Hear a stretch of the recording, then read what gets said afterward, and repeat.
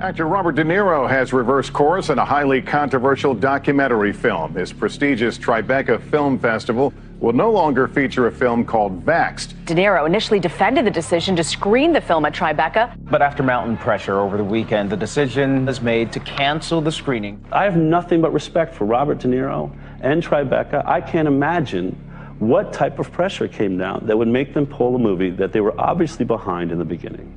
If Vaxxed would have been quietly screened at Tribeca and been summarily ignored, I don't know what would have happened.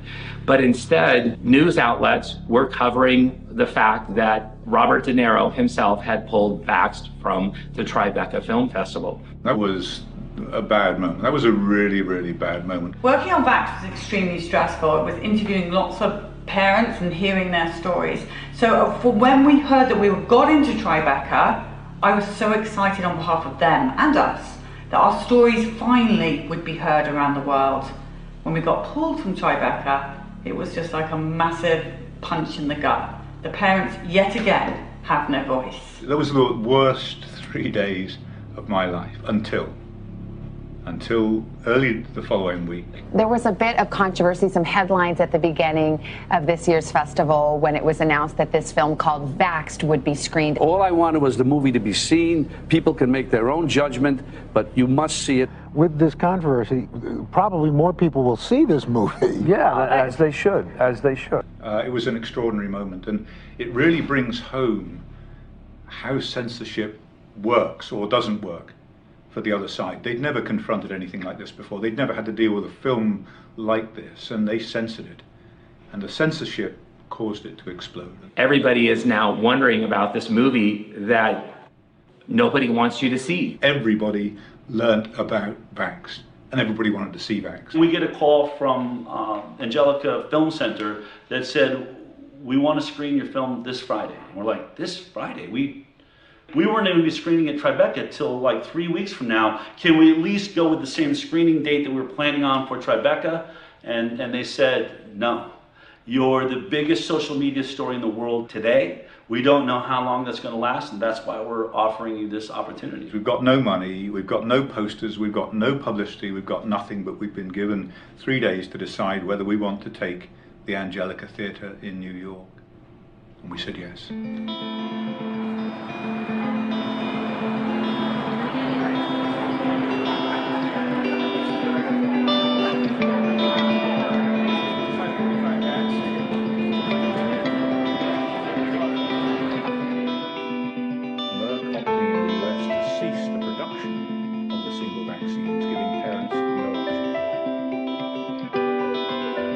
The experience at the Angelica was astonishing. People came in their hundreds and hundreds and hundreds and packed that theatre out for weeks. When the Angelica Theatre picked it up, the theaters were packed. People couldn't stop talking about it. And the amount of notoriety, this was a real game changer.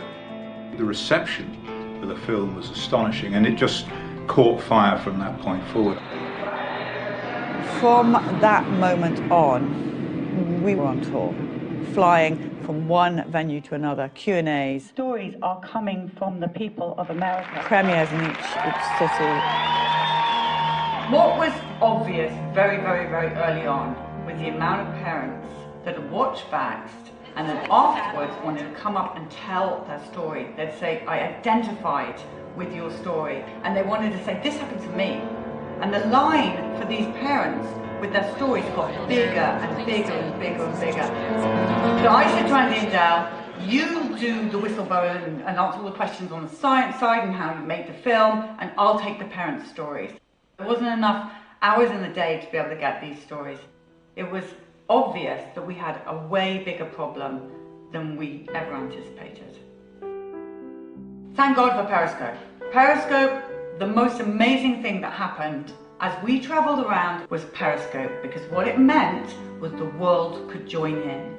as long as there's a hashtag, and for this it was hashtag Vaxxed, people from all over the world could find that hashtag, they could press a button that said they wanted to follow it every day, and that's what happened. We knew that there were all these vaccine-injured families, like myself and so many other people, that they hardly ever get to get out of their homes. So we knew that there was a real solid group of people that would be very interested in this movement, allowing people to feel like they were there at the event. Our community grew and grew and grew and grew because of Periscope. It provided the opportunity for people to be there. We were live to the world. While we were hearing the story, the world was hearing the story. And that encouraged everybody to have hope and to keep going and to tell their story. We were exhausted. I mean, it just didn't stop. We were on planes every other day, going to a new theater, a new city. And I remember Polly was sitting there and she said, "We need a bus." Getting a bus of some kind to travel on the ground, to be with the people on the ground, was the way to go forward, because we were missing so many stories and so much time wasted just sitting in airports. In usual Polly form, I think it was like 14 hours later, she's like, "I found a bus." Vaxxed has just bought an RV. Woohoo! You know, we were sitting there and she was like, if we painted Vaxxed on the side of it, everywhere we went, there would be a billboard that the world would see about our film. Since no one will advertise, no one will give us any advertising, let's get a bus. The Vaxxed van, the Vaxxed RV is coming. Once I went live on Periscope and said, we're going to get this bus, Dell called me, you haven't even checked it out, did you check it out? Polly, did a mechanic go through it before you bought it? It's like, no, I just bought a bus. You know, it's kind of the way it all had to be. The main thing that mattered was it had a good engine and it only had 10,000 miles on it. And at this point, remember, we're only thinking of just traveling around and getting a few stories. We're never going to do the big nationwide tour that we have now done. We're really grateful to you guys. Well, we're grateful for what y'all are doing. I'm a mother and a grandmother, and I know somebody that this affected. I watched it happen with my own two eyes. She was a perfect, normal little girl, and the next day, totally different child. We need to hear these stories. That's what we're doing. I want to hear from every person. Good job, brother. Thank you, thank you, thank you. The Vaxxed bus is arriving. Billy is about to sign the back of the bus. Every single child, every person in America who has been injured by a vaccine in any shape or form, whatever vaccine it is, should sign this bus. Thank you. I've done that.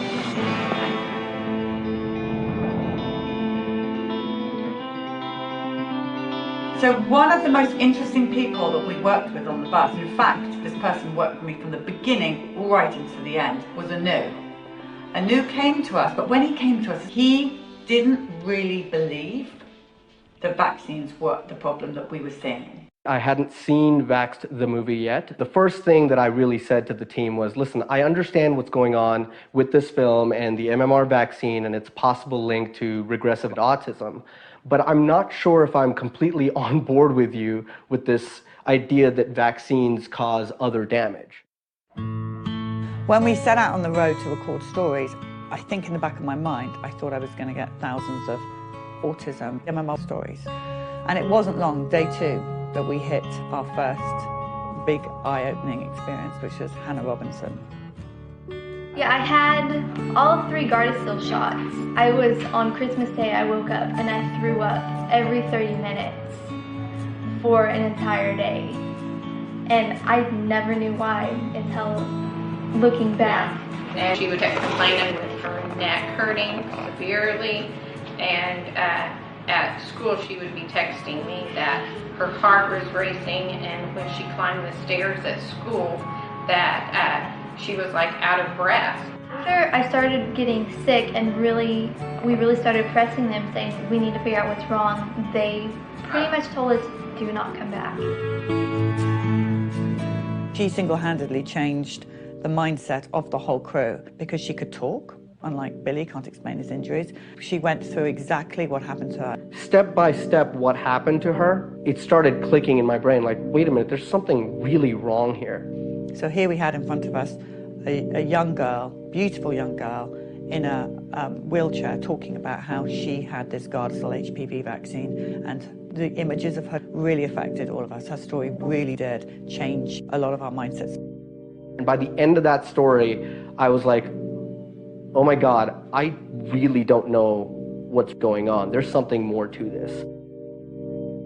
At that point going forward, we were in for way more than we bargained for. We were about to have an education that you just couldn't buy.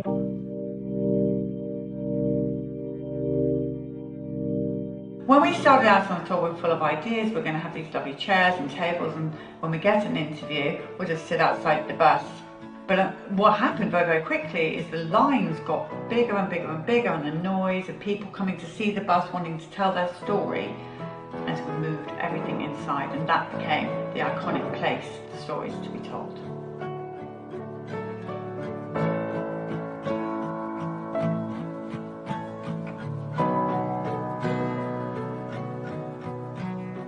Every day in our life was a party. Every single day they were holding hands and smiling and laughing and looking at each other, engaging in each other. And we brought them in at 9 months and 4 days to do, we were doing one vaccine at a time. On June 25th, 2007, we brought them in for the pneumococcal shot. So just that shot? One shot. My daughter still has the mark on her leg from the shot. She was the first one to get it, and she screamed and never really stopped screaming after that. But we continued, we didn't know. We did the boys as well. By noon, Claire shut completely off. Claire, our daughter, shut off first. It was as if she was blind and deaf and complete failure to thrive, from super, super happy, smiley girl to, this is a picture of her. She had full-blown eye contact. She was super lovely. Aww. And she shut right down. And all she did at that moment was stare at the ceiling fan. So that was at noon. We had the shot at 10 a.m. 2 o'clock, we watched Richie shut off. All his raspberry blowing and mama dada and the furniture walking and everything, they just shut off. All the giggles, all the smiles, again, failure to thrive. They lost all their reflexes. I'm an educational audiologist. I actually did the test for the stapedial reflex, which is a little muscle in the middle ear, just to see if a muscle they can't control was still working, and it didn't. The stapedial reflex dampens sound, so your ears don't hurt from a really loud sound, and both of them had no stapedial reflex. They stopped blinking, stopped yawning, stopped coughing, stopped sneezing. You could go towards their eyes and they wouldn't even phase, nothing would phase them. They lost their startle reflex. I threw a telephone book on the floor behind them, and no startle, nobody even looked to see what it was. So that was 2 o'clock. We watched Richie shut down, and I couldn't breathe. But here we go. The worst is when we saw the final one shut down. Robbie looked like he was hit by a bus. Robbie, from that moment on, had a stunned look on his face. If you asked or said his name, he still acted deaf and acted like he couldn't hear, although they did have normal hearing. I had it all tested. But he lost his happiness. This is a first year picture? First birthday. 3 months after the shot. 3 months after the shot. They were no longer engaged in anything or anyone. They lost their smiles. They just were in their own little separate worlds. They never held hands again. They never looked at each other again.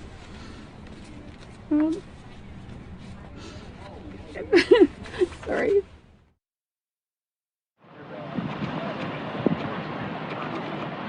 In a week, I'm going to see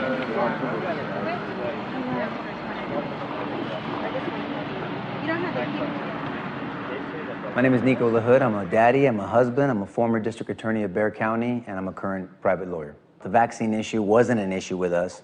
Davi, my wife, was from Mexico, so vaccines had the perception of doing something good. And for me, you don't question a doctor. And so our first 2 children followed the schedule, and so Maya was no different. We were excited to have our first child. She was vaccinated on day 1. Around her 6-month vaccines, she was following the schedule, and her body broke out in these hives. I mean, it was very alarming. First-time parents, we were scared out of our mind. We go to the doctor, and nobody told us it even could potentially be vaccines. We had no wisdom to ask to look at the insert. What was told to us, actually, and I can't even believe I'm saying this, was that Maya was allergic, hear me, to Davi's breast milk. And nobody gave us a medical reason, nobody gave us a medical explanation why our daughter broke out in hives immediately after her 6-month vaccines.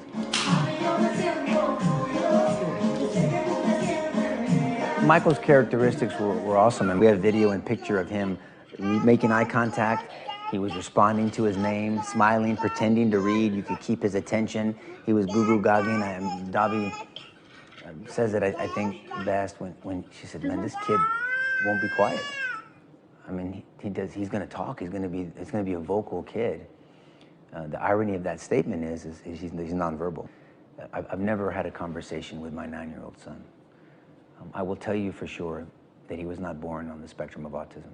He was engaging, he was responding, he was meeting his milestones until the 16-month to 18-month round of that MMR big dose of vaccines. In a negative way, we're trained not to ask questions, not to be litigators for our children. That's what I do for a living.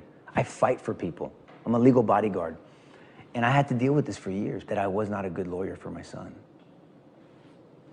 Every lawyer in America should be going absolutely apeshit over this issue. Think about what I'm going to tell you. No double-blind placebo study, meaning no safety studies. A crap load of injuries, no accountability. What lawyer would be okay with that? Even if you don't believe the claim that vaccines could be causing these injuries to our children, you can't be happy with that system. You can't.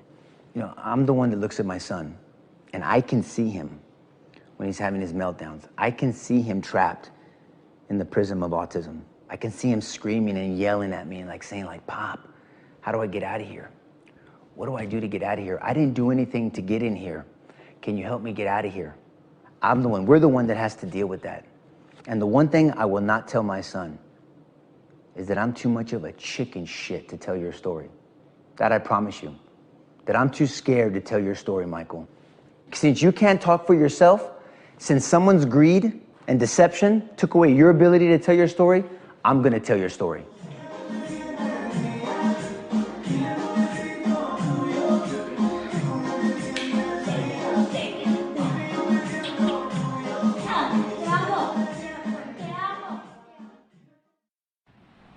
My son was healthy at birth. He was healthy.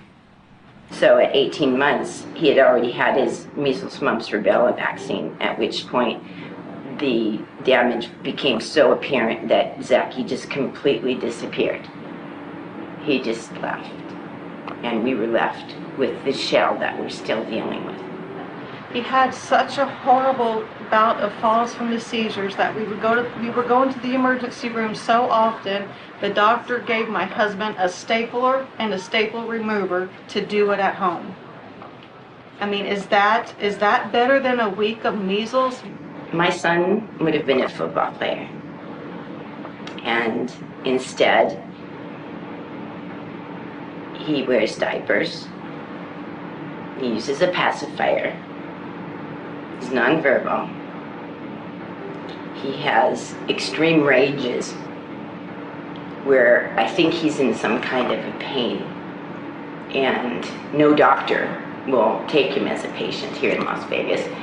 I used to have a column, and I was looking for a doctor then, and I'm looking for a doctor still.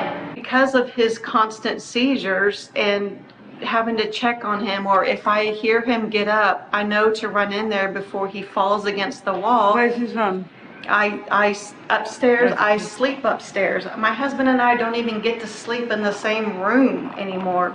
You know, living in a 2-story house, In the mornings, I'm pretty much trapped. I have to stay up there until I know he's up and about and, you know, not going to have one, because he's had far too many seizures on our stairs. And, you know, people say, oh, you should move to a one-story house. Well, you know, yeah, that'd be great.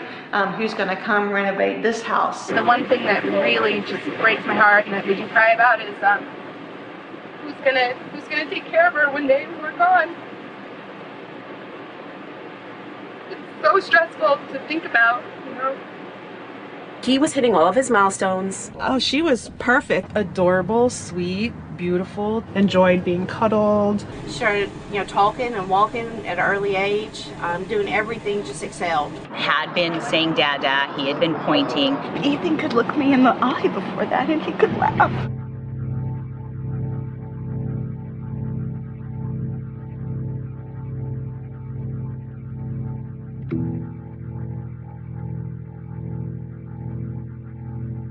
Jamie was having fevers. Really high fevers, so we started having seizures. He's almost died on me several times. It was violent vomiting. He vomited. Projectile vomiting. Diarrhea.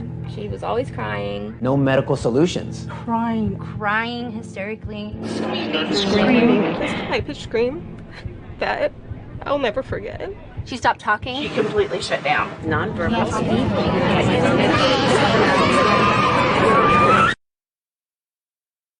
Let me tell you what a day in our life is like.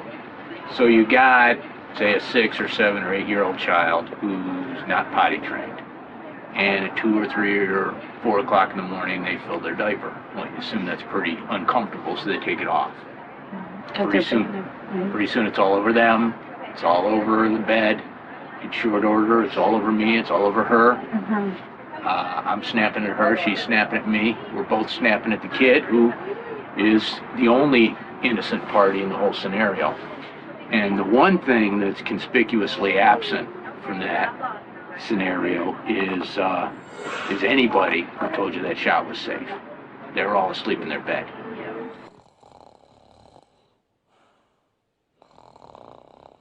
What brought you out here today?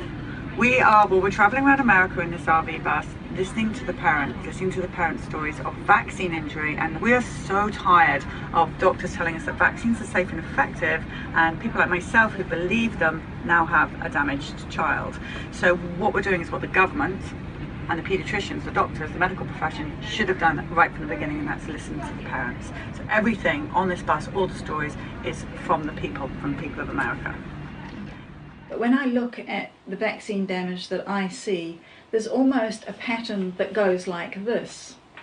Damage as early as possible, damage as often as possible, deny the damage could possibly be anything other than a coincidence, denigrate the damaged when they point it out, describe the parents of the damaged children as deluded or delusional, and then demonize those parents, and then divide society so that pro-vaccine then demonize parents who once were pro-vaccine but vaccinated their children who became damaged.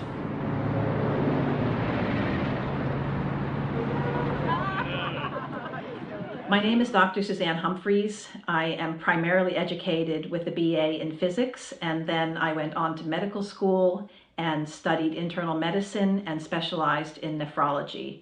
What made me realize there might be a problem with vaccines was one of my own patients telling me that they were fine until they had that vaccine. So I investigated and found out that his kidney function was perfectly normal before he was given a vaccine, and he was requiring dialysis within a month afterward. I just felt like I needed to know the truth, and if the truth was that vaccines were safe and effective in doing what they said, then I would have been a primary proponent for vaccines. I'd be marching to the drum of vaccination. I just needed to know, were vaccines actually causing problems in my patients or weren't they? I couldn't stop myself from researching after that because there was just so much evidence and there were so many things that I was discovering while I was looking into the safety of vaccination that really blew my mind. And in a kind of a morbid way, I found it fascinating because history was being rewritten in my brain from what I was programmed to believe. So we were honoured to have Dr. Suzanne Humphreys come on the bus. All we ever hear is, Polly, you can't be doing what you're doing because you don't have a medical degree. And here is Dr. Suzanne with a medical degree, a great doctor, coming on the bus. Everything fits in place. We have the perfect team now. There are so many more professionals out there that understand there's a problem and they want to know more. And they hear the stories from the bus or they read books here and there, and they feel that they can't go on the way they used to. Yeah, what about the medical professionals, the nurses, the doctors who've come forward to tell their story, their realization that actually the parent's story was right all along? My name is Lisa Rankin. I'm a family physician. I'm Dr. Judy Mikovits. My name is Dr. Patricia Ryan. So I'm Paul Thomas. I'm a professor of medicine at West Virginia University School of Medicine. I'm Cornelia Franz. And you are a pediatric doctor? I am a pediatric doctor. And how long have you been practicing as a pediatrician? A really long time, over 30 years. I'm Cami Benton. Jane Orient. I'm an internist in Tucson, Arizona. I'm Dr. Ramon Ramos. I'm a pediatrician here in Savannah, Georgia. I'm an emergency room physician. My name is James Neuenschwander. I'm a physician in Ann Arbor, Michigan. My name is Dr. Sherry Tenpenny. I'm from Cleveland, Ohio. I've been researching problems associated with vaccines since September of 2000. I put well over 20,000 hours of my own time into researching these problems with vaccines. Dr. Bob Zajac. I'm a board-certified pediatrician. My name is Tetiana Buhanic. My qualifications, first of all, I'm a mom, and I believe that's my most important qualification, and I just happen to have a PhD in immunology in addition to that. We couldn't believe the medical profession as they started to come to the bus. It took a lot for those people to stand up and talk. I mean, they've seen what happens to doctors and scientists who've taken this issue on and who've been destroyed. Doctors, nurses, people with the top of the top qualifications in the medical world. And the story they've been told by their colleagues, by public health, by their pharmaceutical industry sponsored medical education was in fact a grand lie. So when you first started out to be a doctor, what kind of training did you get on vaccines? Honestly, I don't remember very much conversation at all. We were just taught that they help prevent disease. We were told on our rotations that vaccines were safe and effective. Here's a schedule. We are not taught what's in those vaccines. We are just taught what the schedule is like. Safe and effective, and they've saved millions of lives. We learned the schedule. We did not learn what was in them. It was more philosophically vaccines than the science behind it, I guess, if you will. As you know, medical doctors don't have a lot of training in vaccines. If you are one of those people who knows more than doctors, that's fine, no vaccinations, but you're not allowed to go to the doctor anymore. Okay? Why would you even want to go to a doctor who knows less than you do? It's amazing, but they didn't teach us very much. Very little. Very little. And what you got basically was told, these are the things that you need to give to your patients. It was just more about administration of the vaccines rather than the real effects and risks associated with them. Here's the schedule. These are the saviors of mankind. They're safe, and you need to make sure everybody's vaccinated. In the field of vaccines, everything is great, everything is safe and effective, everything has been determined. There is no need to go back and look at it again. Just like everybody else, I have to go to the insert and look what's in it. I don't know what they put in vaccines. And so I kind of thought that they were saline water and like bits of viruses and it, you know, super safe. Yeah, you learn about adjuvants and you learn about the immune system and how it works, but as far as what the vaccine actually does, and you never heard about the negative effect of a vaccine. Never. Zero. None.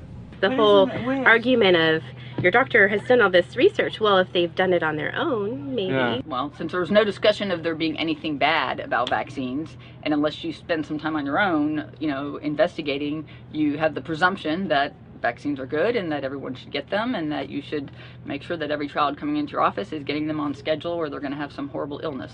So there wasn't any training. There wasn't any looking at side effects. There wasn't any of that. So nothing.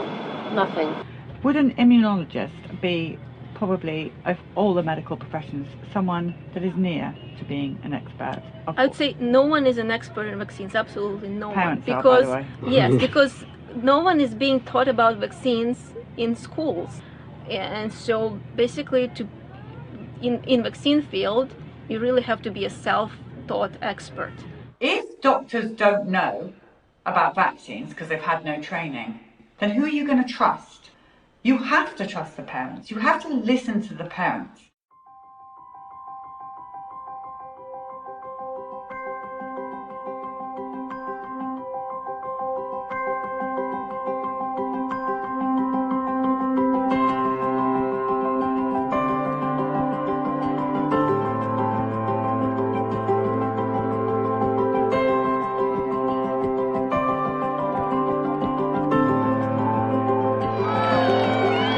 This is amazing. What are you going to do with this bus when you're done? Well, whatever happens, the parents are going to take back their freedom. That's right. Parents are now in control. Yes. The right people. That's right. See all those hearts? Yeah. See those right there? Yeah. They are all for you. All for me? All of those hearts. Look at all the different colours coming up now. The colours are coming up. Every single one of those is for you. Cool, isn't it? Yeah, that's how much people love you. They love me too. They really do. Yeah, baby, people love you. They love you a lot.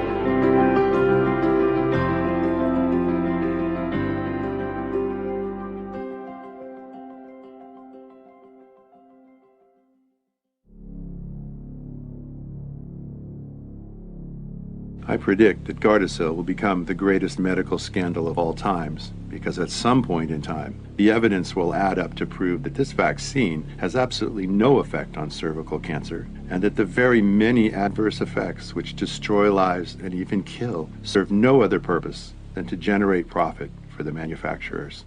Former Merck physician. What I understood about human papillomavirus is that it's an infection that comes and goes. And it's been around for a long time, and it's in many animals, including lizards and primates. It's not just in humans, that babies are born with it. So I was really surprised that here's this virus that's been around and so prevalent, and it's being blamed on giving cancers to people. And then what I found out was that those cancers are not necessarily solely attributed to this virus, but yet this virus was being targeted by a vaccine. There's so many brilliant interviews that were done during the Vaxxed tour. But I will say that one of the memories that really stands out to me is the moment we pulled into Utah and Polly interviewed Colton Barrett and his mother. So tell us what happened here. Well, Colton was a 13-year-old healthy, strong boy. He loved baseball, motorcycles, anything that has to do with an adrenaline rush. He was going to go to scout camp. For scout camp, you have to have a physical, so we went to the doctor's office, and the doctor said, hey, he's the age that you should get the HPV vaccine. I said, okay, how come? Well, it can help prevent cancer, and even if he's not promiscuous, he can still give it to his wife when he gets married. I said, oh, well, that sounds like a pretty good thing then. So he was administered the vaccine, and on the third round, 2 weeks after, he started having a really bad neck ache. The next day, he went motorcycle riding with his dad, and that day he came home, he was pale, starting to feel nauseous, really sore neck. He didn't feel good. He went to bed, and the next day I checked on him. He still didn't want to get out of bed. I just thought, man, you're just really weak and exhausted. And that evening, when he sat up to take a drink of water, he said, Mom, can you give that to me in my left hand? I can't use my right arm very good. It's weak. And he tried to lift up, and all of a sudden he just flopped back, and his head just hit the pillow, and I went, do you have spinal meningitis? You know, it was my first, really bad fear. So my husband took him in to Instacare Monday morning, February 17th, 2014, holding his head for him because he couldn't get out of bed. The paralysis just went down, down, down after the first 4 to 5 days, where he was completely paralyzed from the neck down, had no movement at all. Colton, give me your eyebrows. You were doing them better than that the other night. There you go. Show me yes. Show me yes. Show me no. Yeah. But you have to have this breathing apparatus with you the whole time. Yeah, it's about 15 pounds, so I always have to have someone with me to carry it, to get around. It's a literal ball and chain for him. And the whole time, watching this box on his side with this hose going to his throat, breathing for him to, and then he could speak, waiting for that breath to come from that box. And it was a realization that changed my life forever. I remember staring at this and watching this interview go on and watching this box and thinking, we say we got rid of the iron lung. His right arm is completely paralyzed. His left arm only has minimal function now. And he's lucky he's regained his legs and his core strength. So the people who gave you this vaccine, where are they now? What do they say? Our doctor is actually, he's the doctor that delivered him. He's just a family practice doctor. I still like him. I am upset that he still wants to give the vaccine, but you know, he will not give it to boys anymore. He's cautioning on girls to give it to girls, but. So he's not going to give the HPV vaccine to boys? Correct. Colton, do you just realize how many boys that you've just saved? It's good he's at least not doing it to boys, but lots of girls can still get hurt. All right, so let's start by talking about your life before Gardasil. I was more artistic. I wasn't into sports, although I did like to go jogging, do exercises whenever the weather was nice. Let's see. Yeah, I was a competitive club soccer player. I was trying out for ODP, which is like playing for the state and stuff. Soccer. Yes. Yeah. She played year-round, and on top of that, right around that time, she was running track, the 400, 800, and long jump. Prior to the Gardasil shot, Corinne was academic excellence. You know, she always great grades. I was athletic, straight A's in school, really no health issues before. And what sport did you play? Volleyball. You were a volleyball? Big volleyball player. Basketball was my favorite. I played that from kindergarten up to my senior year of high school. And then I would play softball and volleyball. Top honors in her high school, graduated top in her class. Top of that, she was a head cheerleader for 3 years, captain of the cheerleaders, won a national competition. I did karate. I was almost a black belt. I could take down a 40-year-old black belt who used to spar with me. We got the shots. She was accepted that summer into a high ballet school at the University of Irvine and could not dance. Ballet, tap, jazz, hip hop. Pretty much everything I could possibly do, I did. I mean, she was doing really well in school, and she was really popular, and she actually had auditioned with Disney, and they wanted to fly her out to California, and she had a very promising future. Yeah, I was really active. I started going to the gym with her probably at age like 13. We're 5 times a week, played volleyball. So sleeping for a couple of days was out of character? Completely. She was playing basketball, she was doing track. She made varsity wrestling her freshman year and had a grip of friends. And her freshman year, that's when she got that HPV vaccine and everything changed for her. She was a straight A student. Everything she was doing was for scholarships. She was college bound. That's where she was going. And this destroyed that for her. I had never seen a vaccine cause so much devastation as I had with the HPV vaccines. The Gardasil vaccine is among the most injurious of any vaccination that's ever been manufactured in the United States. Be it anecdotal or not, way too many cases and complaints of having neurological insults soon after that vaccine is given, even with the first dose. Gardasil is probably the single worst mass vaccine that we've ever seen. So what we were seeing was these really high-functioning teenagers ending up in wheelchairs, and some of them actually ending up dying or killing themselves. And I don't think you can ever justify that for an infection that comes and goes, that causes very little disease in and of itself, and something where Pap smears were doing such a good job, it really just didn't make any sense to me. This vaccine targets millions of preteens and teens for whom the risk of dying from cervical cancer is 0. They started talking to me about get my HPV shot, and I turned them down about 1 or 2 times. This doctor sat down and badgered us for 45 minutes. They started showing me photos and saying that I'm gonna get this and that I need to take this shot. Photos of what? Photos of cervical cancer and just what it will happen if you don't get the shot, blisters and different things, and it scared me. I was scared. I didn't want that. Every single time I went in, she was like practically shoving it down my throat. The doctor literally scared me into taking this vaccine. I had said no twice before because it was too new. You know, nobody in their right mind would ever take this vaccine if they actually read the clinical literature. She pushed my buttons just enough, trying to make me feel like a bad mother if I didn't give Caitlin the shot. You know, do you want your daughter to get cervical cancer? Who wants their child to get cancer? You need to get this vaccine. What's going to happen when you get cervical cancer and die?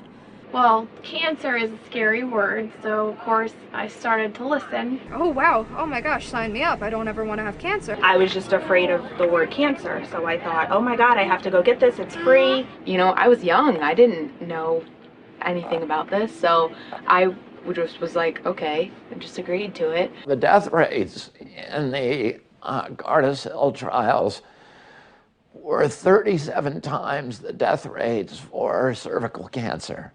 Children who take that vaccine, the Gardasil vaccine, are 37 times more likely to die from the vaccine than they are to die from cervical cancer. I really wasn't educated about Gardasil at the time, so I allowed the vaccination. The biggest mistake of my life. So I go and get the first shot, and from what I was told by my doctor, I immediately went into a seizure. I was on the floor seizing, and then I just passed out cold. So she had a baseline physical, but it was also the same day she got her second vaccination of Gardasil. The doctor detected a heart arrhythmia. In all of her 20 years, there had never been any heart arrhythmia. She never had any symptoms or any indication of any difficulty. No one in the family ever had a heart problem. So we were really surprised. I started having severe leg pain. I couldn't move. I couldn't get up out of bed. Could not move my arms. My leg joints would feel like my leg was about to come out, and it would be in like excruciating pain. Moments where I couldn't move my legs. She just matter of factly says, I can't walk. And I'm like, what are you talking about? She's like, my legs don't work. Her legs in particular hurt really, really bad. Her hips and her knee joints were very, very painful. It would be like feeling paralyzed. Sometimes it was one leg, sometimes it was both legs. And that was it. He never regained his ability to fully walk. We would go out, he would walk very, very little, and I would see his legs just start to collapse like an accordion. She had lost the ability to walk. She couldn't see very well. Her vision was doubled and blurred. She couldn't read anymore. She began to regress. She became like a 9-year-old child. They gave me my shots in my left thigh, and the last one hurt really bad. It felt like they were injecting fire in my leg. She got the third shot. Within 2 weeks, she was hospitalized, and she remained hospitalized for 8 solid months. She's been hospitalized 9 times in 26 months. Hospitalized for what? For extreme pain that is uncontrollable. Where is your pain when you have it?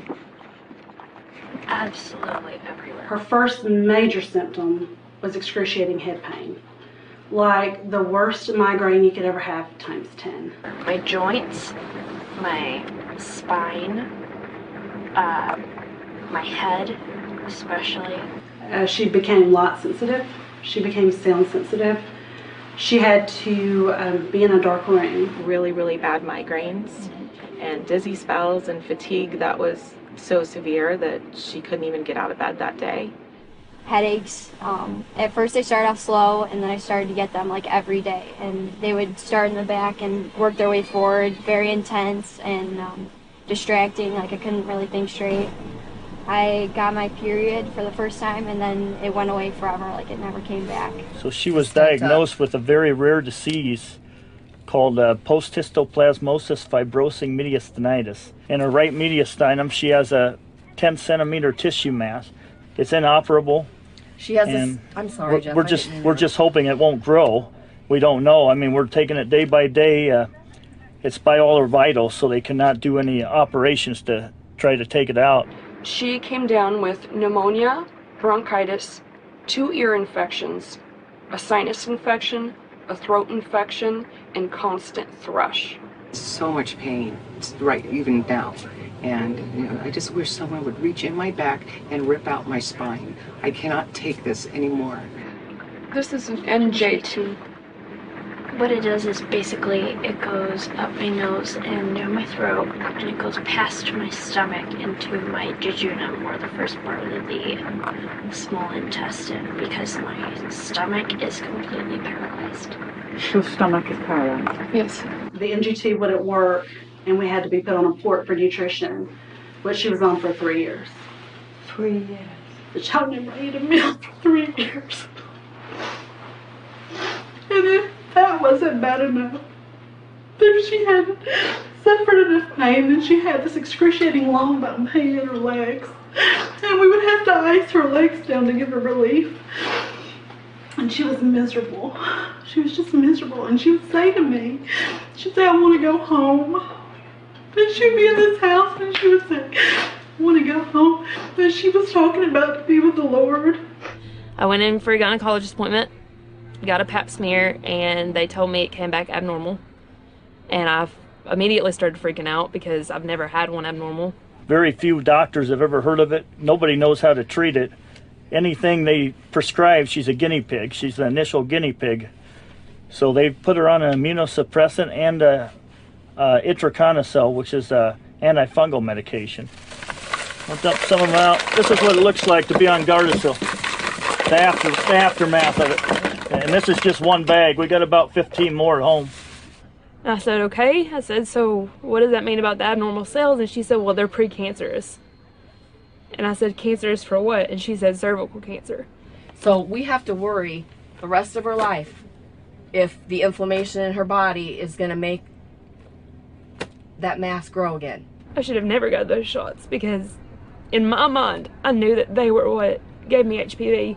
So the problem with Gardasil, like most vaccines, is it was never tested against a true placebo, an inert placebo. And CDC and HHS say, if you don't test it against a true placebo, it's not science. A placebo is just an inert substance that doesn't cause any damage, that they give one group of individuals in a particular clinical study, and then they give the drug. That's the experimental group. They give that to another set of individuals. The people that were supposed to be the control group, they got aluminum. And when they did that, out of every 100 patients, they had at least 2 severe autoimmune events. You have no way of gauging whether the injuries you're seeing from the product are being caused by that product or whether they're just bad, sad coincidences. The CDC knew about this. Merck, the manufacturer of the Gardasil vaccine, knew about this. It's as plain as the nose on your face. All you have to do is look at the clinical trial data. The entity that is actually performing the study and paying for the study is Merck. So Merck got to decide which injuries were being caused by Gardasil and which were just bad coincidences. And because it had that power, it just wrote them all off as bad coincidences.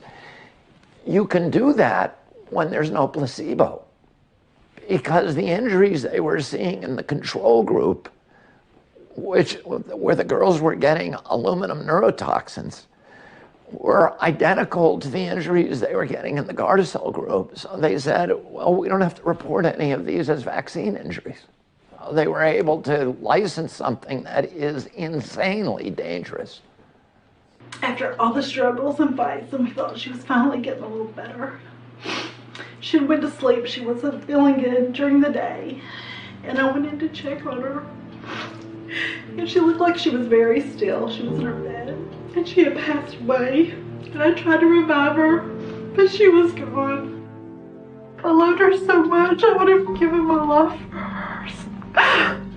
She was just a good kid, and her mom made a bad choice.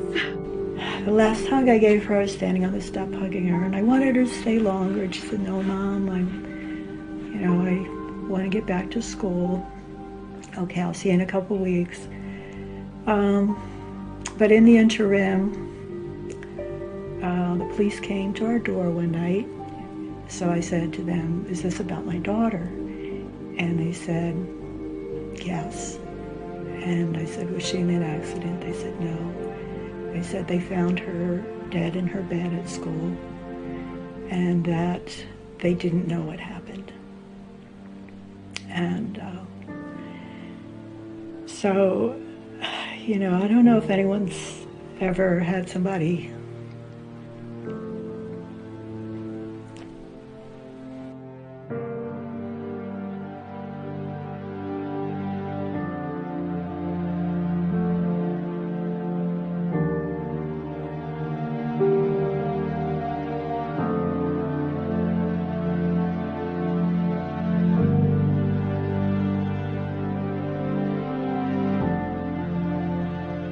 I think if there was one vaccine that should be eliminated out of the schedule immediately, and there would be absolutely no ramifications, no problems with diseases cropping up and people dying, that vaccine has to go. So tell us from your point of view. Well, it does suck, not being able to play sports anymore. Because I did do a lot of sports, and it was my favorite. You are awesome sportsman. We've just seen photos of you. Yeah, I have to sit on the sideline, just watch everybody. But getting used to it, so it's not as bad anymore. The one thing about Colton is he does always smile, and he's an awesome kid that way. He doesn't complain. You're good, huh? Yeah, good.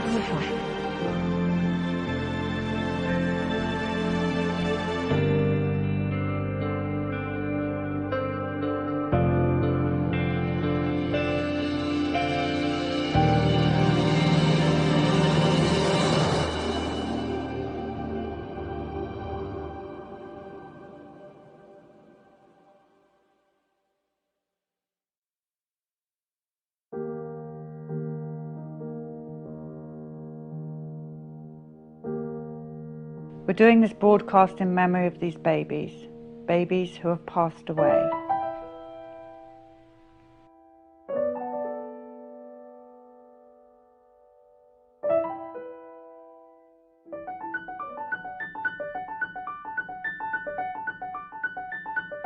And so as we travelled on and on and on, we then met parents who would tell us that they would vaccinate their babies and then their babies would die.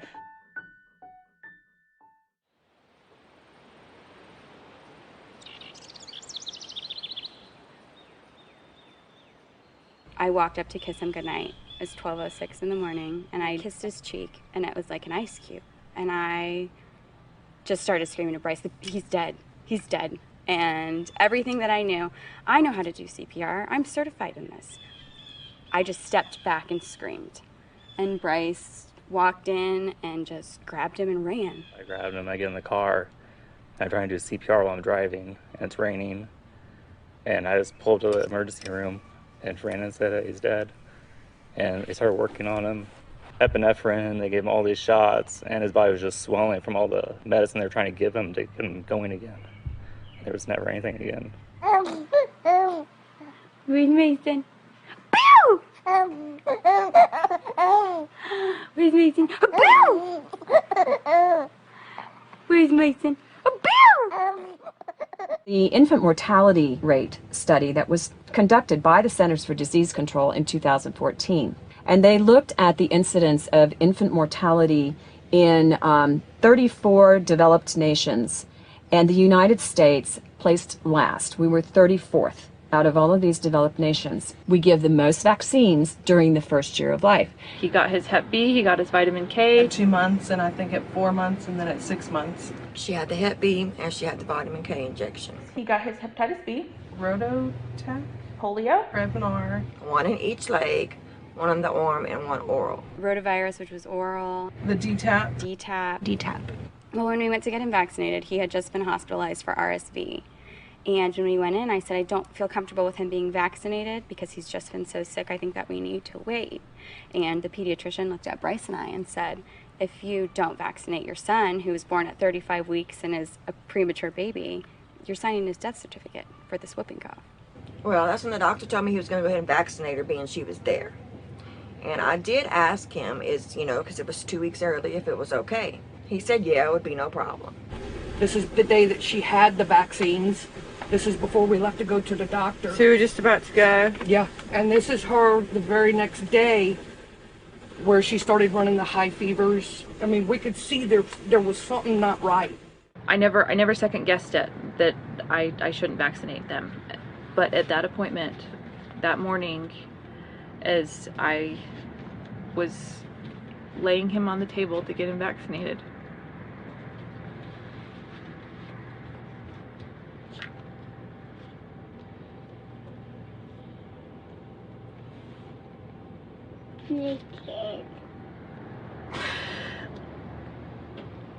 as the nurse is going to stick the needle in his right thigh,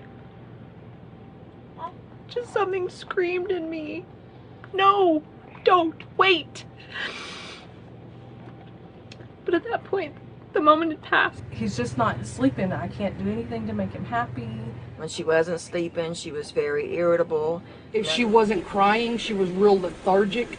We used to do this thing where we would cradle her in our arms, and then we'd lift her little arm up and we'd eat her ribs. And she loved it, but she didn't love that anymore. She cried and screamed. He started screaming 23 hours a day. He was so dazed. He wasn't there. He just kind of looked at the ceiling, and anytime you tried to get in his way, he would just look around you. And they told me she had a little cold. Just a cold. So I gave her the smallest dose of Tylenol, which is what the doctor told me to do, and I put her to bed. And then as I left for my shift, I went and gave him a kiss.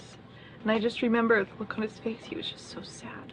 And he doesn't get sad because he was with his dad. His dad was with him, he was with his sister, he could play with her.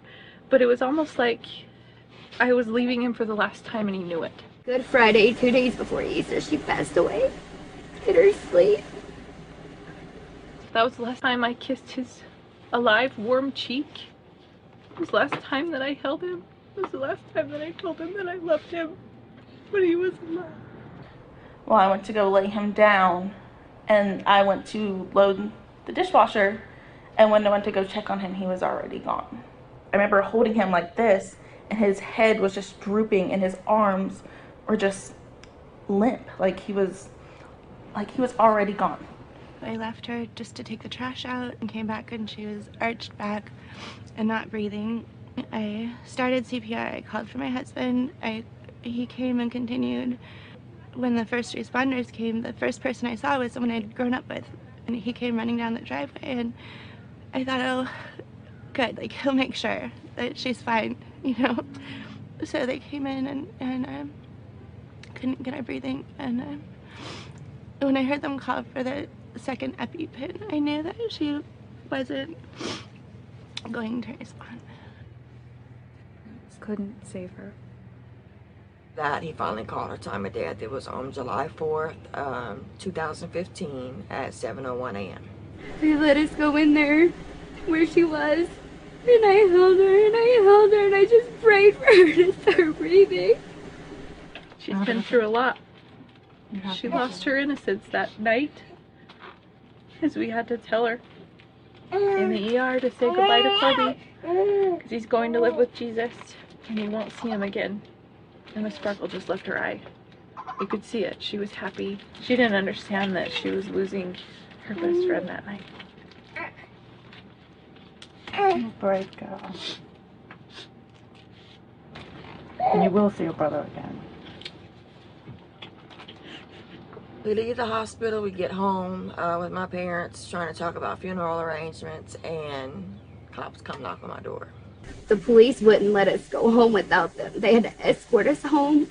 Child Protective Services, whenever something like this happens, they're automatically there. What are y'all trying to say? Are y'all trying to say I did something to my baby? They took our son's crib and mattress out of the house. They took pictures and took her dose of Tylenol that I gave her, took her last feeding that she had. Looked in every cabinet, woke up our other kids, asked them questions. They treated us like we did it, like we killed her. And that hurt. They couldn't find nothing, and they labeled it SIDS.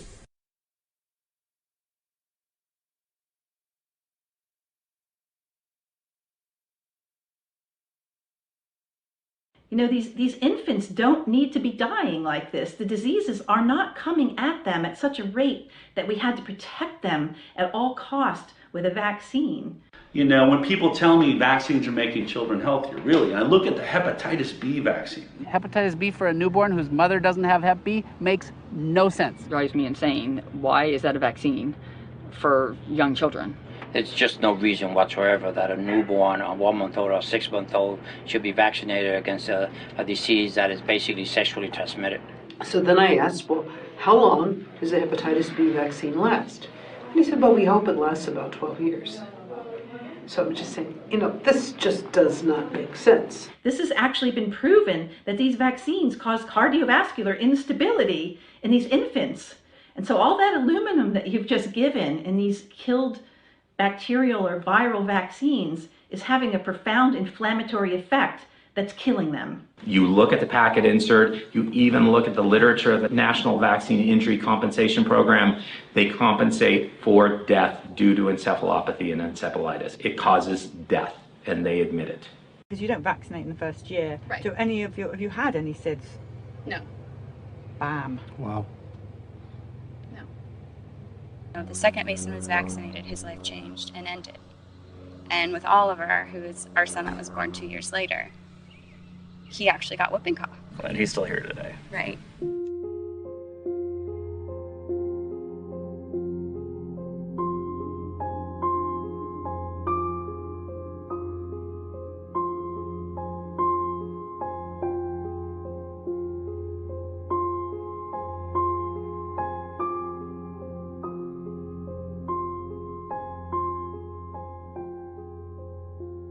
Whoever knew that you could die from a vaccine? I had no idea you could die from a vaccine.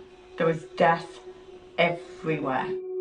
The dead babies, the toddlers, the young children, the teenagers, the adults, the old age people.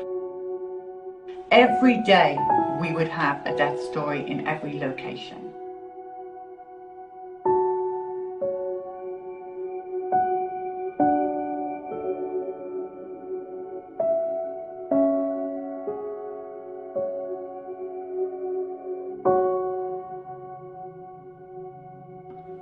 I found it really difficult to be on the bus and even listening to the stories. We were utterly mentally exhausted and our hearts were breaking and we felt like our souls were being ripped from us listening to the utter devastation. I actually had to tune out some of it because my heart couldn't hold all of it. It was just too difficult to carry these stories around in my head and my heart.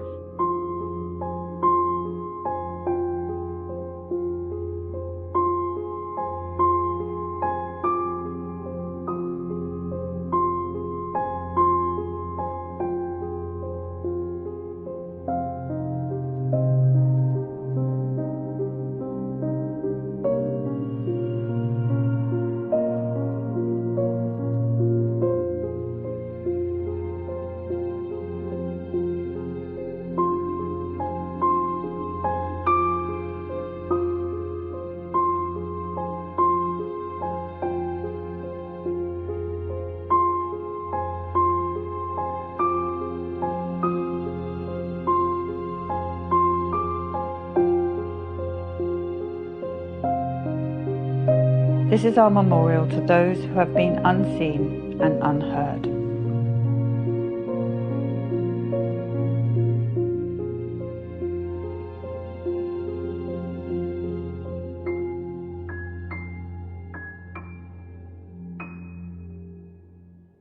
Public health emergency is in effect in New York City this morning in response to the rapidly growing measles outbreak. Measles outbreaks are rattling regions of the country again this year. I've studied measles since 1990 intensively. It's a fascinating subject. And measles was becoming a dramatically milder disease in a very, very short space of time.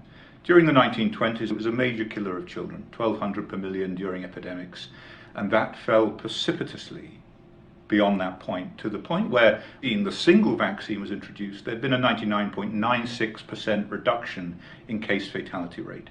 It was becoming dramatically milder. That was natural herd immunity, and it worked extremely well. And what natural herd immunity did was to constrain the age of infection to childhood, when measles is a mild disease. And that worked in two ways. One, exposure to measles as a child led to lifelong immunity. So you didn't get it when you were an adult, when measles is a more severe disease.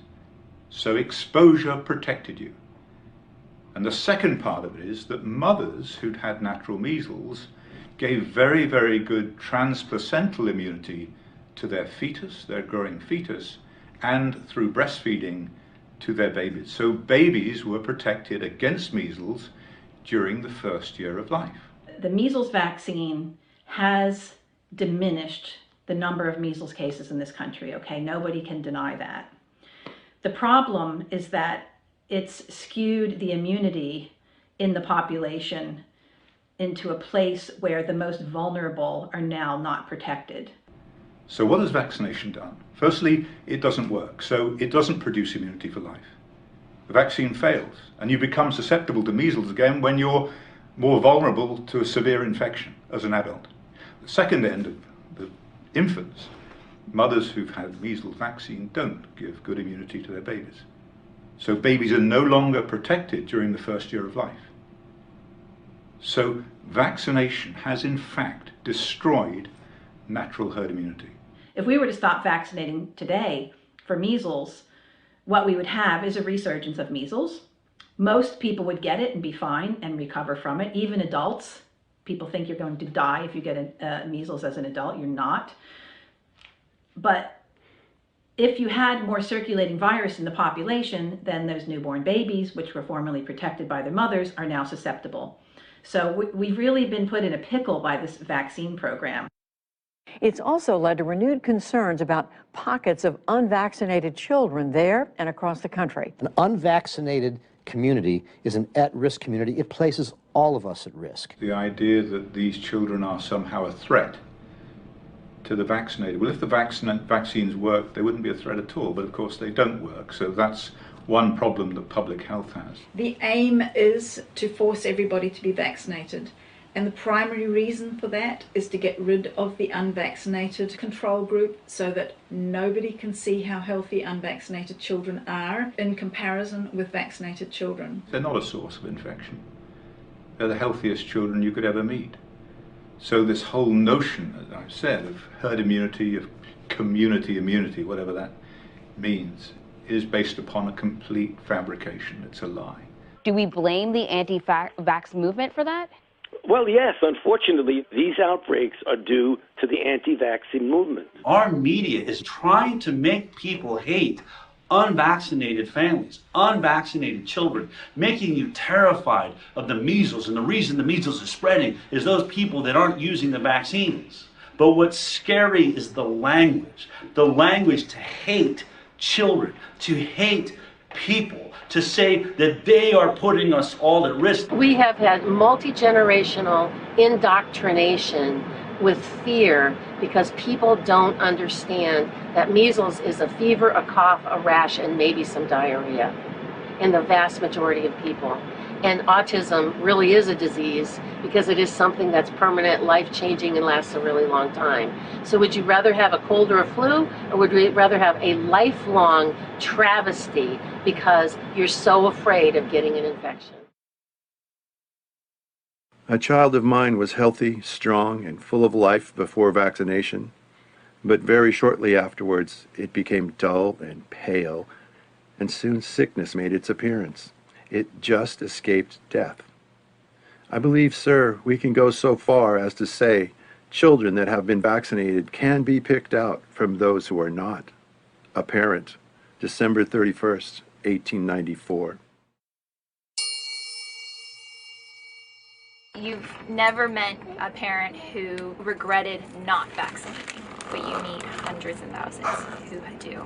So we took a break after the first leg and we all had time to reflect on what had just happened with this amazing amount of people turning up to tell their stories. And that's when we suddenly realised the unvaccinated people are there for a reason. We need to start the second leg interviewing them as well. They're not doing vaccinated versus unvaccinated studies because they're frightened of the results. If you did a vaccinated versus unvaccinated study, we know what's going to happen. The entire vaccine program would come into question. They won't do the vax-unvax study. We the people are going to go out there and see for ourselves. What are the unvaccinated like? We know what the injured are like. Let's now look into the world of the unvaccinated. Look at all these unvaccinated children that are alive. Extraordinary. Hi guys. All right, so is there anybody here that's had a vaccination?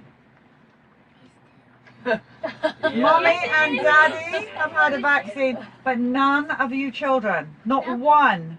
I mean, they have amazing immune systems. When they get sick, we get over it in one day. Both of my kids are really, really healthy. Health-wise, she's insanely healthy. I mean, she never gets sick. They're both insanely intelligent. Their health is ridiculous. And they recover fast from things. My kids are super healthy. They are very healthy kids. They have traveled to many places. My kids have gone to Nicaragua. You can't get more third world country than that, trust me. With no vaccines. With no vaccines. I have super healthy, great, unvaccinated kids. How is all your health? Well, we're all healthy, and I've never been to a doctor for any reason except a broken arm and a neuromuscular injury. I have 3 grown children. They're all grown up. And did you vaccinate your children? No, I did not. They're all completely unvaccinated. I can probably count on one hand how many times they've had to go to the doctor in their entire life. I have 15 or 16, I can't keep track, 15 or 16 nieces and nephews, and none of them have received vaccines, and they're all very healthy kids as well. 10 grandchildren, 4 great-grandchildren, 5th one on the way who will not be vaccinated either. They're all extremely healthy. They're all so healthy. It's like they don't have asthma.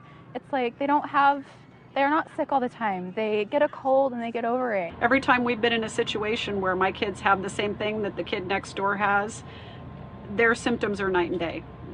They fare so much better and heal so much quicker. I've probably been sick once this year, and it was just a cold. I had a stuffy nose, and it lasted for like 2 days. Even his friends who are partially vaccinated are sicker in general. My kid has missed like maybe a handful of days from kindergarten to 6th grade. My other friend who has a daughter who's also unvaccinated, I saw her at school, and so I kind of whispered to her, I'm like, so how many days of school has your child missed? And she went, and I said, mine too. It was so blatant that these children were super, super healthy. I had never seen health like that. I didn't know that health like that was even possible. Not needing antibiotics in one's entire life. I've never had an antibiotic in my life. 48. 48 years old, never had an antibiotic, ever. He's 16 years old, no allergies, no rashes, no ear infection, no colic, no antibiotics. She's never had an over-the-counter medication, not once. Neither one has ever had a shot, Tylenol, aspirin, antibiotic. No antibiotic. Neither of them, apart from that, have had any antibiotics or any meds. She has never had an antibiotic. My daughter had an infected toe, and she had antibiotics once for that, but that's been it. People that I know that do vaccinate, I know their kids have seems to me more health problems. I mean, my kids don't really have any, definitely no chronic health problems. They've never been on pharmaceuticals. They've never needed you know, they've gone to the doctor for broken bones, which is why it's one thing I like doctors for. The totally unvaccinated kids are always the most healthy ones. So my daughter also had like 3 ear infections before she was 6 months old. After that 6-month appointment and we stopped, she hasn't had one since then. Nothing. She was perfectly healthy. Robust health. Yeah. She's never had an ear infection. Neither of them have, actually. What about ear infections? No. Because you're 14, you must have had at least one ear infection in your life. No. My daughter is now 12 and has never had one single ear infection. Ear infections? No, none of my kids have had ear infections at all. Whatever. No, none of them. See the number of children in these unvaccinated populations that have never even had an ear infection. I mean, I can't imagine that. My son was a walking ear infection. All we did was toss antibiotics down his throat in order to keep the ear infections at bay. And now you have these children who are unvaccinated, and the significant, large proportion of them have never seen an ear infection. That is just nigh into incredible. I mean, our expectation was that these children were going to be constantly sick, that their immune systems were just not supported. The reality was completely the opposite of that. You have no vaccine at all? Never. I'm in my 60s. I've never been vaccinated for anything. Anything at all? No, and then I had 2 kids that are now 28 and 30, and they were never vaccinated. This is Palmer, he's 6. He's been sick maybe 4 days his entire life.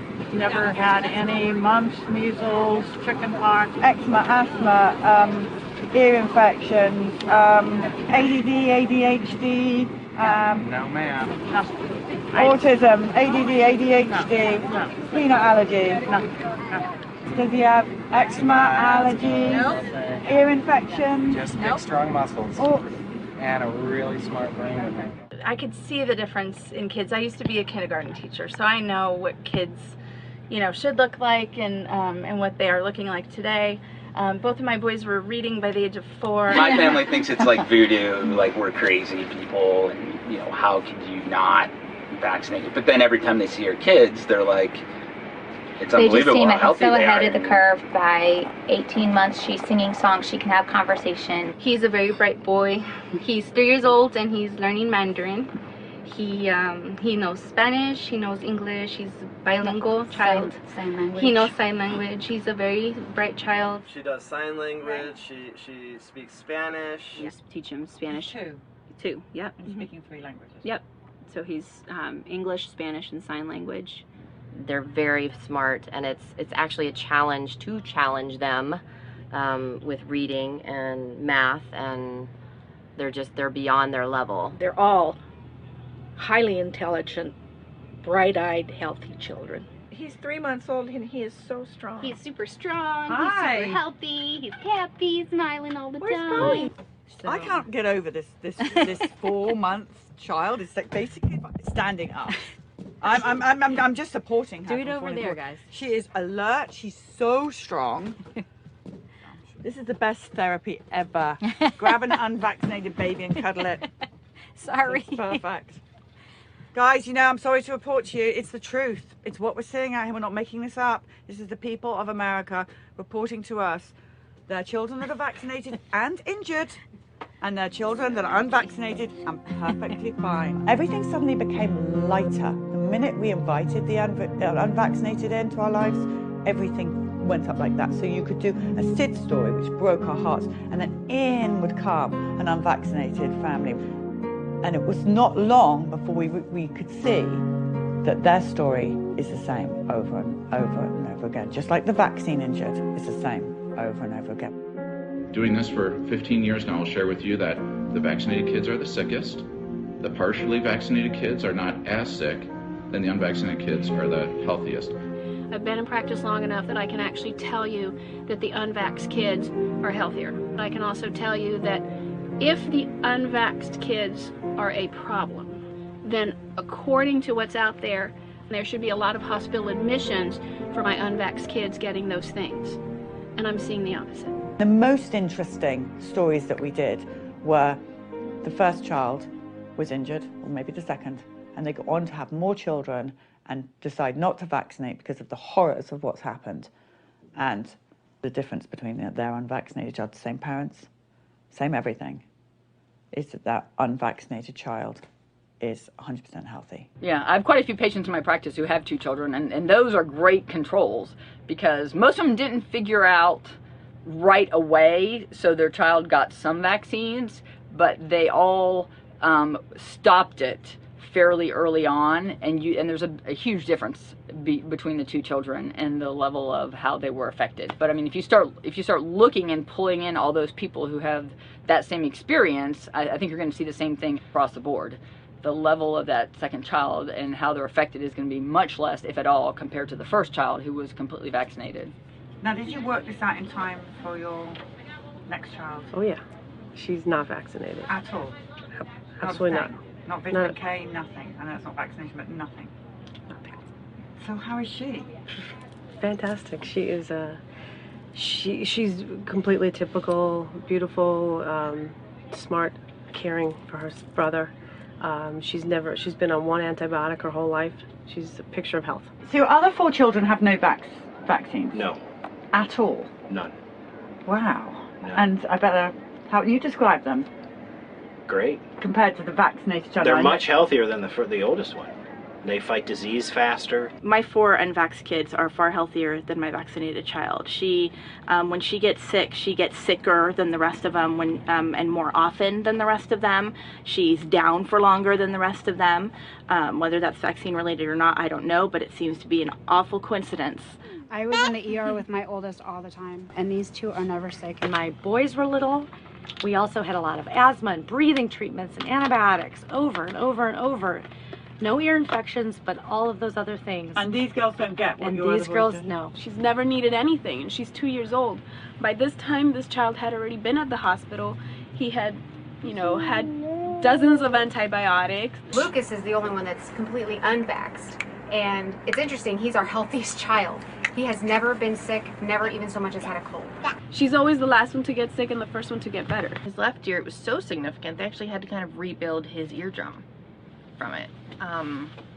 And that's, to me, that's one of the stark contrasts I see is our 13-month-old has had not a single ear infection. Riley has had none. So Caden gets strep throat about 3 times a year. He also has allergies and ADHD. But we still love you. You're still very smart. So don't worry. Riley has been sick once. My first is the sickest child that I have. She'll get sick. She'll be sick the longest. She'll be sick the hardest, actually. I mean, I guess she'll feel the worst pain or the most symptoms. Then my other 3, they'll be sick maybe a day and less than 24 hours and they're done and they're fine. Their body really knows how to fight whatever disease they come in contact with. He is compensated through the vaccine injury compensation program. My oldest 3 suffer with eczema, suffer with allergies, constipation, and they're the first ones to get sick. The only time he's gone to doctor for checkups is because he's asked to go and wanted to see what it was like to go to the doctor's office. You wanted to go to see a doctor? Okay, yeah, right. So, well, because Keenan has to go so often, and so he wanted to see what it was like to go. Do your unvaccinated children have all the injuries that we see so commonly in the vaccinated? Do they have the ear infections and the antibiotics and the eczema, asthma, allergies? None. Nothing? No. So the results of your study is the unvaxxed are supersonic healthy and the vaxxed are not. Yes, right. So the conclusion of the unvaxxed studies in your house is what? That the unvaxxed kids are far healthier. I don't worry about measles. I don't worry about polio. I don't worry about these things with her because she has a strong immune system. I worry about it with my son who is fully vaccinated because he would not be able to survive any of that, even though he was vaccinated for it. It hurts me to watch the development, honestly, of my son because I see what my daughter could have done. And I feel an immense guilt for vaccinating her. So in our scenario, we've got, a control for a lot of different variables. Same genetics, same mother and father, same environment, all 3 children. And the key discriminator that makes these children different is the presence or degree to which they're vaccinated. Have a look at these vaccinated, unvaccinated families, which are controlled for genetics, they're controlled for their food intake, their environment, and everything else, and consistently we're seeing the unvaccinated, never vaccinated children are far healthier. So we have here, ear infections, antibiotics, high-pitched scream from the vaccinated, unvaccinated, none of the above. And that became probably the most exciting revelation of the whole tour. Now that I've seen so much of it and seen so many vaccinated and unvaccinated family members with the same thread, it's undeniable that an unvaccinated child's immune system is going to be that much more functional, that their brains actually function better. And when you understand how vaccines work and what the components of vaccines, including aluminum and all of the inflammation, do to anybody, no matter what your age, it makes complete sense that in the long run, that child's going to be much more functional and much healthier and able to do battle against any disease that comes along, the majority of which have no matching vaccine. When you get out into the population and you start to meet people who, because they've heard of our stories, have not vaccinated their children, and you see these wonderful, healthy, happy, robust children, then it just makes all the difference in the world. And these are the children that actually now we need to protect above all others, not force them to be vaccinated by rule of law, but to protect them, because they're going to be looking after the damaged children in the future. There's no question about what we saw. What we all collectively saw was the same thing. Health, health, health with the unvaccinated, injury, injury, injury with the vaccinated. Same story. That doesn't mean they're never going to get anything. You know, the only thing it says to me, my kids are vaccine free, my kids will never, ever, ever be injured. Ever. With 100% certainty, they'll never be injured. I mean, if I was a new parent listening to these unvaccinated stories over and over and over again, it would be game over for me. I'm going your way. Yeah, I don't understand why you wouldn't. You know, if you're seeing an unvaccinated child completely healthy, thriving, alert, and then you see all these sick kids that are constantly going to the doctor and on antibiotics and vaccinated, and you see all the eczema that they have, or asthma, allergies, all these different things that kids are affected with. Choosing a healthy child versus an unhealthy child, that's really your choice. When I heard about the bus, I was over the moon. And when we finally were able to see the bus directly and sign Steve's name on the bus, it was such an emotional moment. You saw the emotion in the person that was either injured or the parents of the injured or dead child as they wrote their name. It was like a relief for them to write the name on the bus. Like someone is hearing them, someone is saying, yes, you're not alone. Yes, this did happen. It gave a voice to the voiceless people who are cooped up in their homes, taking care of vaccine-injured children and vaccine-injured adults. And I knew that people would come out in droves. People are everything. So once the people started talking, which they did in fact, and this is going to get bigger and bigger and bigger, it's the other side have to wave the white flag now. It's over. It's not like we're gaining anything by speaking out, you know? We're losing friends and family members, people won't talk to us, you're getting kicked out of mommy groups, you're getting kicked out of doctor's offices. It's not to our benefit to speak out, but if my story, or if any of our stories will help save one child from being injured or dying, then it's worth it. Because you can't walk away from something like this and know the truth and not say anything. You can't. What have we done to all these people? We've taken their lives as they should have been. We've destroyed the brains of countless people around the world. It can change, and it will change, and we will win this battle, if that's what it is. And we will win it through the parents' stories. We will win it through the parents telling their truth. We'll win it through the doctors and nurses standing up and saying, this is what I know to be true. If I'd seen that vaccines can cause injury, outside of autism, injury beyond belief. If I'd heard that the doctors, the medical professionals, had no training in vaccines, and if I had seen the health of the unvaccinated, there is no way I would have feared measles, mumps, rubella, chickenpox, all these things that we vaccinate our children for. I wouldn't have feared them. Vaxxed, the film, will get a lot of credit, but the greatest credit, I really believe, to this movement and the change we will one day see will be owed to those parents out there, to those that told of their injuries, that were no longer afraid, those that brought their unvaccinated children and their stories forward, those who were brave enough to tell their story, that moved others to come and tell their story. And now all over the world, people telling their stories. That is the movement. That is what really happened. That bus, this tour, the people's story is what has changed the climate and the discussion around vaccines. And we'll look back at this experience in 10 years' time and we'll say, what were they thinking?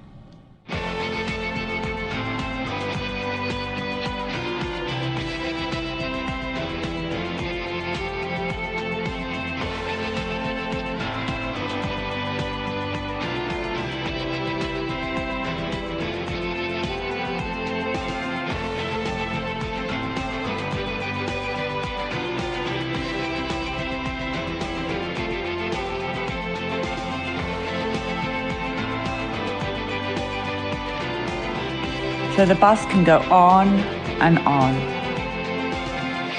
We've only scratched the surface.